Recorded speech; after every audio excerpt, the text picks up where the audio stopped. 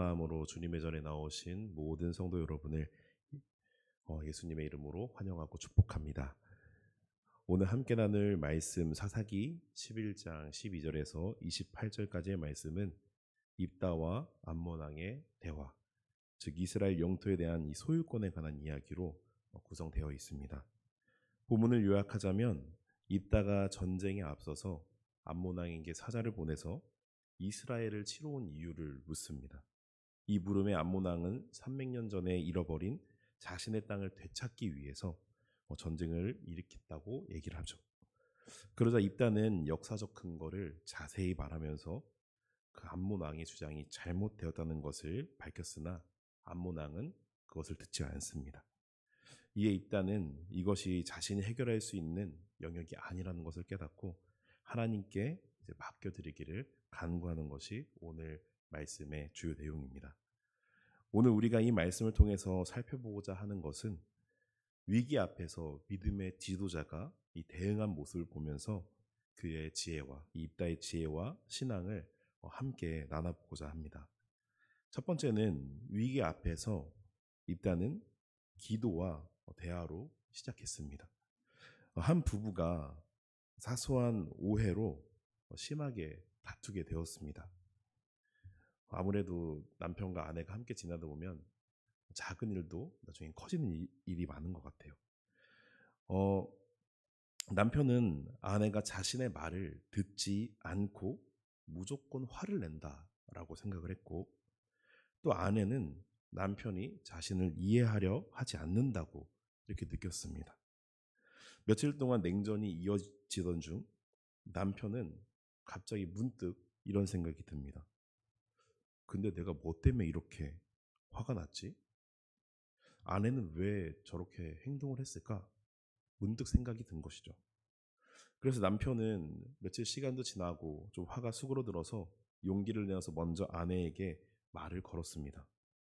여보, 미안해. 내가 당신의 이야기를 듣지 않고 내 생각만 한 것 같아. 혹시 우리 무슨 일이 있었던 거야? 이렇게 말했습니다. 그런데 놀랍게도 아내는 그 한마디에 눈물을 흘리면서 그동안의 오해와 이 서운함을 털어놓았습니다. 결국 부부는 작은 대화를 통해서 서로의 마음을 이해하게 되었고 또 그 갈등을 아주 손쉽게 해결할 수 있었습니다. 대화가 단절되어 있었던 것이죠. 이 이야기를 통해서 우리가 알 수 있는 것은 대화의 중요성입니다. 아무것도 모른 채 오해만 하고 싸우기만 했던 부부가 대화를 하니 서로의 마음을 알게 되고 또 관계를 개선시킬 수가 있었습니다. 그런데 오늘 말씀을 보니까 입다 또한 이 예시 속의 남편과 같이 그런 비슷한 모습을 보여주고 행동하려고 합니다. 우리 12절 말씀을 다시 한번 함께 읽어보도록 하겠습니다. 이따가 암몬 자손의 왕에게 사자를 보내어 이르되 너가 나와 무슨 상관이 있기에 내 땅을 치러 왔느냐 하니. 입다는 암몬 자손이 전쟁을 일으키기 위해 자신의 땅으로 이스라엘 땅으로 쳐들어오자 즉각적으로 칼을 빼내서 분노에 휩싸여서 그들을 공격하지 않았습니다. 대신 입다가 선택한 방법이 무엇이었죠? 대화하는 것이었습니다. 그는 먼저 사자를 보내서 대화를 시도합니다. 너희가 나와 무슨 상관이 있어서 이렇게 내 땅을 치러 왔냐? 이 질문 속에는 싸움이 아닌 대화로 풀 수 있지 않을까 하는 어떤 여지를 담고 있는 어떤 지혜로운 고민이 담겨 있는 말입니다. 우리는 살면서 수많은 갈등과 이 위기에 직면하게 됩니다. 직장 동료와의 마찰이 생길 수도 있고요. 예시 속에 부부처럼 가족 간의 문제가 생기기도 하고요. 또 교회 내에서 의견 충돌 등 다양한 상황 속에서 우리는 종종 감정에 휩쓸리고 또 그 감정대로 우리가 즉각적으로 반응하거나 상대를 비난하고 공격하는 경우가 꽤나 많이 있습니다. 그러나 오늘 말씀은 우리에게 분노에 휩싸여서 즉각적으로 칼을 빼어들지 않고 먼저 그 이유를 묻고 상대의 입장을 듣고자 했던 그 지혜를 오늘 전달해 주고 있습니다. 사랑하는 성도 여러분, 우리가 정말로 위기 앞에서 또 수많은 오해 앞에서 가장 먼저 해야 될 것이 무엇일까요? 내 감정을 먼저 앞세우고 칼을 빼어들고 부딪히고 그들과 함께 싸우는 것, 같이 응수하는 것이 맞는 것일까요? 교회에서 말하는 그리고 성경에서 말하는 방법은 그것이 아닐 것입니다. 오늘 말씀에서 알 수 있는 것은 바로 대화인데 이 대화도 시작하기 전에 가장 중요한 것은 바로 기도입니다. 기도를 하고 그 사람과 대화를 나누는 것이죠. 하나님께 어떻게 대하면 좋을지, 그의 마음을 어떻게 하면 이해할 수 있을지 그 지혜를 구하고 상황을 헤쳐나갈 수 있는 힘을 달라고 간구하는 것이 오늘의 첫 번째 단계입니다. 그리고 그 기도 위에 상대방과의 대화를 통해 오해를 풀고 또 합리적인 해결책을 모색하려는 노력이 무엇보다 가장 중요한 것이죠. 입다는 싸우기 전에 말부터 시작한 사람이었습니다. 물론 이스라엘이 그 당시에 보여지기에 강력해 보이지 않으실 수도 있습니다. 그래서 대화로 풀어가려고 하는 것처럼 보일 수도 있는 것이고 또 어떻게 하면 전쟁을 피하기 위해서 그저 피하기 위한 수단으로 말한 것처럼 보여질 수도 있습니다. 그러나 입다는 그러한 문제 때문에 말한 것이 아니었습니다.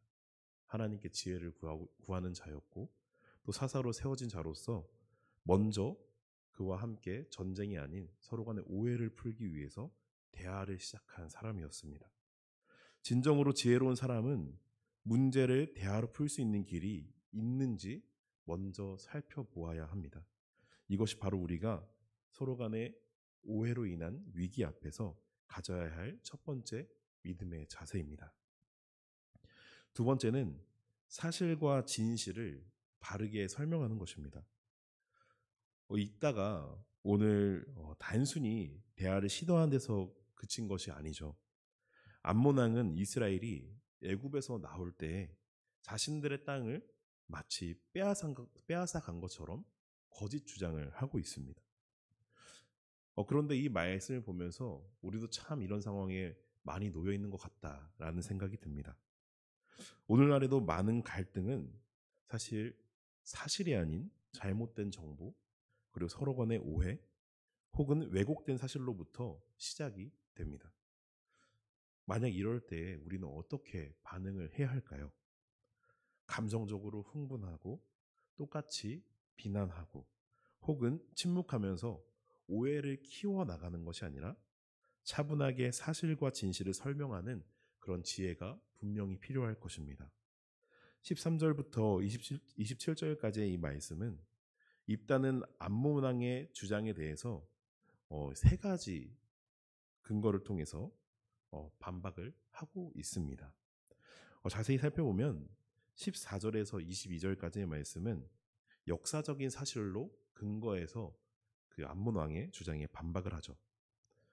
입다는 이스라엘 땅이 암몬의 땅이 아니라 에돔과 모압을 돌아 아모리 왕 시온 땅을 지나왔고 또 그 땅을 전쟁으로 정당하게 차지했다고 정확하게 설명해 줍니다. 이것은 침략해서 그냥 빼앗아간 것이 아니라 하나님께서 이스라엘에게 주신 이 약속의 땅을 기업으로 같이 받은 것이다 라는 것을 이제 명백한 역사적 사실을 제시하면서 암몬 왕을 설득하고 있는 것이죠.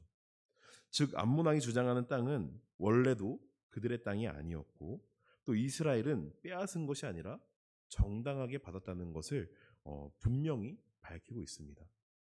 두 번째는 신앙적인 해석을 덧붙이는 것인데 바로 23절과 24절까지의 말씀입니다. 입다가 이렇게 이야기합니다.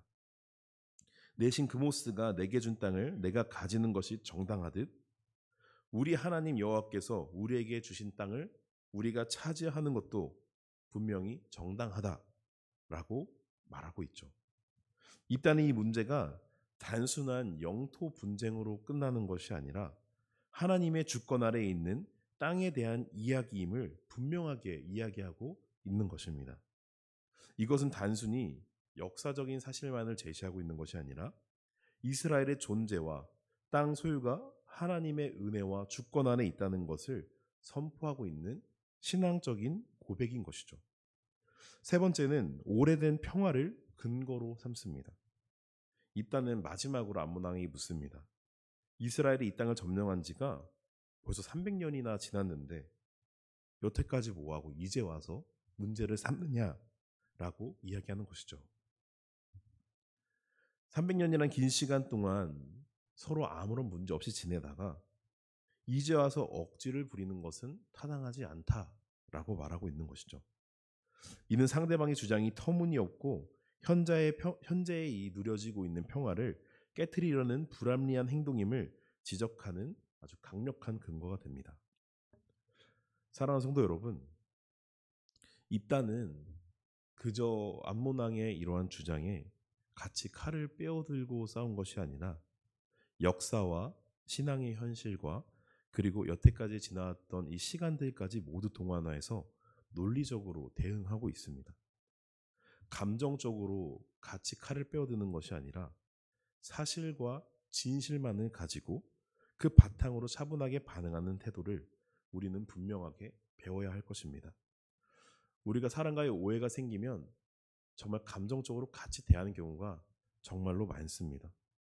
그리고 그 감정 속에서 대하다 보면 사실이 아닌 거짓을 가지고 이야기할 때도 정말로 많은 것 같습니다.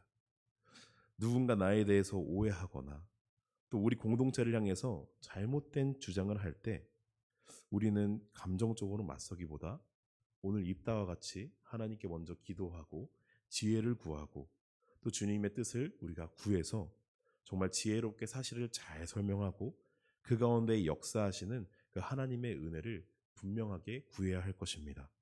이것이 바로 우리가 배워야 할 두 번째 믿음의 자세입니다.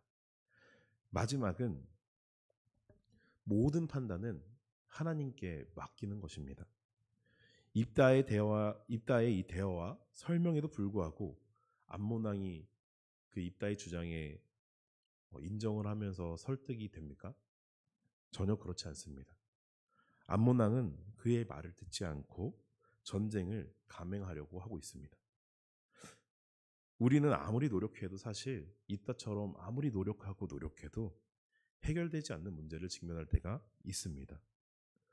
우리의 진심을 다해서 설명해도 사실 상대방이 인정하지 않거나 그것을 받아들이지 못한다면 상황이 더욱 악화되는 것처럼 보여질 때도 분명하게 있습니다. 그리고 그럴 때 우리는 낙심하게 됩니다. 하지만 이때 입다는 우리에게 궁극적인 믿음의 자세가 무엇인지 보여주고 있습니다. 27절과 28절의 말씀인데요. 우리 다시 한번 함께 읽도록 하겠습니다. 내가 내게 죄를 범하지 아니하였거늘 너는 내게 싸움을 걸고자 한도다. 여호와 심판하시는 여호와께서 오늘 이스라엘 자손과 암몬 자손 사이에 판결하시옵소서 하였으나 죄송합니다. 제가 잘못 적어서 앞에 성경을 다시 한번 같이 읽겠습니다. 죄송합니다. 내가 내게 죄를 짓지 아니하였거늘 내가 나를 쳐서 내게 악을 행하고자 하는도다. 원하간대 심판하시는 여호와께서 오늘 이스라엘 자손과 암몬 자손 사이에 판결하시옵소서 하였으나 암몬 자손의 왕이 입다가 사람을 보내어 말한 것을 듣지 아니하였더라. 아멘. 입다는 결론적으로 말합니다. 나는 분명 싸우려고 하지 않았다. 하지만 네가 부당하게 공격하려 한다면 나는 이 문제를 하나님께 맡기겠다. 이렇게 얘기하는 것이죠. 입다는 자신이 할 수 있는 모든 대화, 주님께서 주시는 지혜와 그 마음을 가지고 모든 대화와 설명을 다 한 후에 이것이 통하지 않자 그러면 이 모든 것을 나는 그냥 하나님께 맡기겠다. 이렇게 말하고 있는 것입니다. 이 장면에서 우리는 정말 참된 믿음이 무엇인가 발견하게 됩니다. 자신의 감정이나 판단에 사로잡히는 것이 아닙니다. 내가 이렇게까지 했는데 나는 분명 기도하고 너와 화해하고 입장을 잘 정리하기 위해서 내가 얼마나 노력했는데 내가 먼저 너에게 숙이고 들어갔는데도 내 마음을 잘 설명하고 모든 것을 사실만 얘기했는데도 너가 내 마음을 받아주지 않아줘?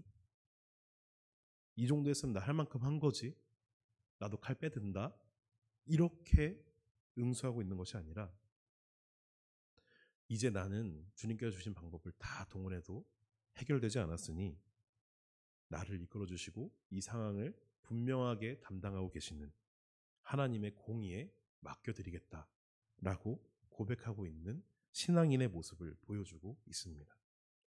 자기가 옳다고 왜 설득이 안 되냐고, 내가 이렇게까지 하는데 왜 안 되냐고 끝까지 고집을 부리면서 그 사람을 나의 말에 설득하기 위해서 나의 고집을 더욱더 피우는 것이 아니라 하나님께 온전히 맡기겠다는, 하나님께 모든 판결을 맡기겠다는 이런 신앙의 고백, 그리고 이 기다리는 겸손의 모습이 오늘 입다의 모습을 통해서 정말 신앙인의 자세가 무엇인지 잘 설명해주고 보여주고 있습니다.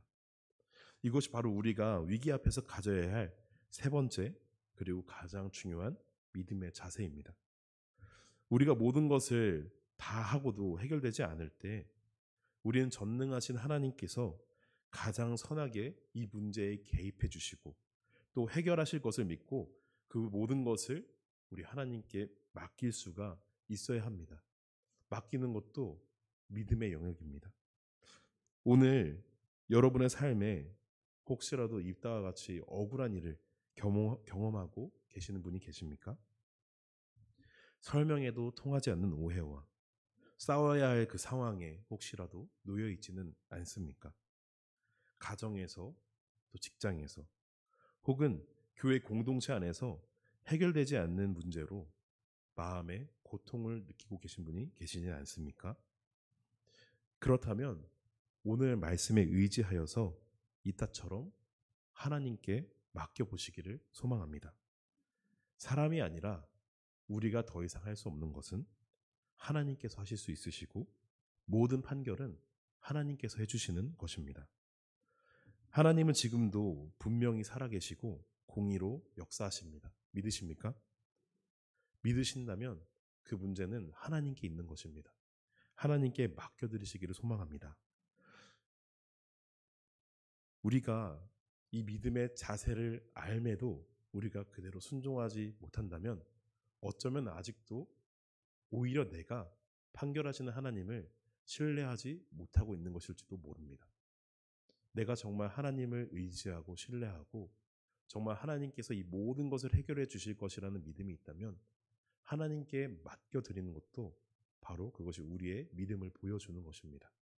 혹시라도 정말로 어렵고 힘든 상황이 계신다면 하나님께 맡겨드리고 또 하나님께서 해결해 주시는 이 은혜를 누리시면서 정말 하나님께서 지금도 살아계시고 내 삶에 개입하시고 역사하신다는 것을 마음껏 누리는 저와 여러분이 되시기를 예수님의 이름으로 축원합니다. 기도하겠습니다.